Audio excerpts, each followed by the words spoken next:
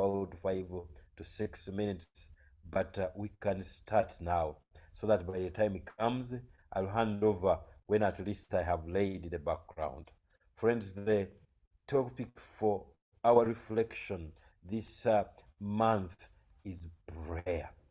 Calling out to God in earnest in prayer, that the Lord will come and direct us, that the Lord will come and hear us, that the Lord will come and deliver us to where we ought to be going.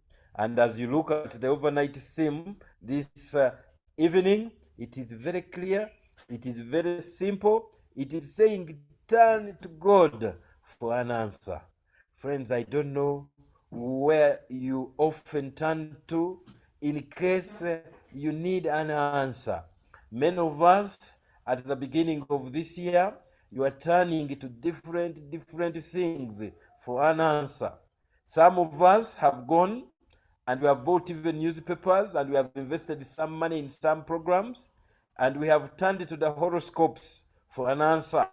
And we are looking at, for example, the January babies, and they have forgotten that the best babies are born in March, and they are saying, because we are January babies, what are the horoscopes saying?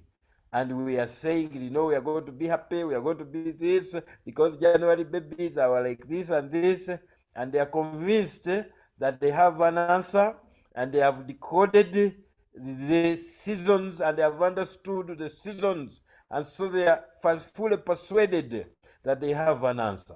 I am here to tell you this evening, friends, that your answer, the life-changing answer, cannot come from the horoscopes. So forget it, January babies.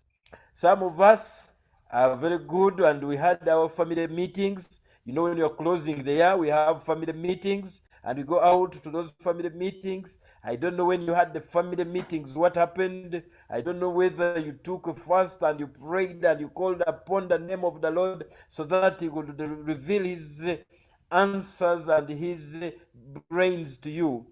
But some of us, unfortunately, during those family meetings, either we used the personal wisdoms to defer what is going to happen this year.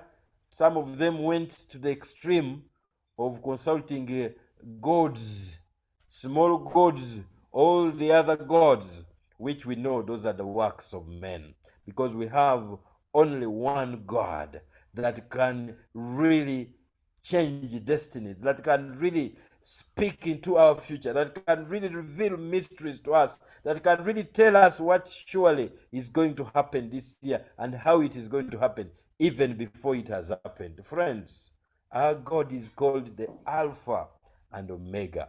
You see, when you have done Greek, and I know the Reverend Gideon was a very good student of Greek, and Reverend Lydia was also a very good student of Greek. If you have studied Greek, and I see many students of Greek, and I know Reverend Katana is also very good, you know that we have an alphabet in Greek, and the first letter of the alphabet in Greek is Alpha.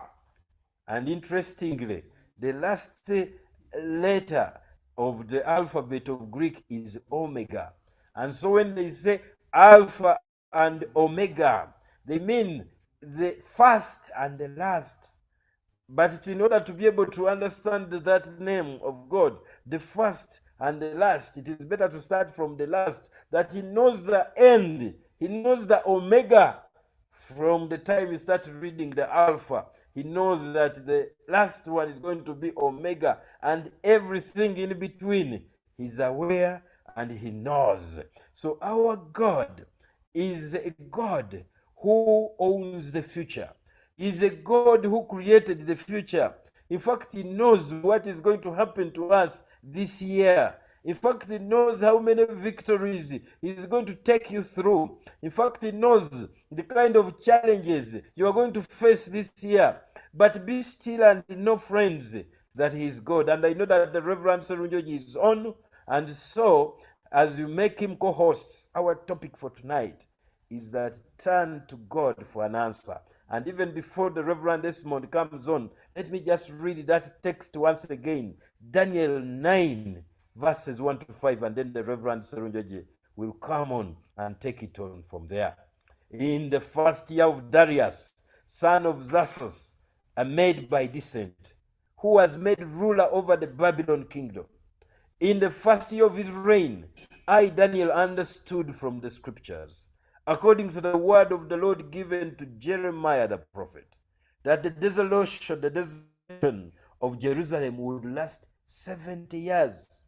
So I turned to the Lord God and pleaded with him in prayer and petition, in fasting and in sackcloth and ashes. I prayed to the Lord my God and confessed, O Lord, the great and awesome God, who keeps his covenant of love with all who love him and obey his commands. We have sinned and done wrong. We have been wicked and have rebelled. We have turned away from your commands and laws. The word of the Lord. The Reverend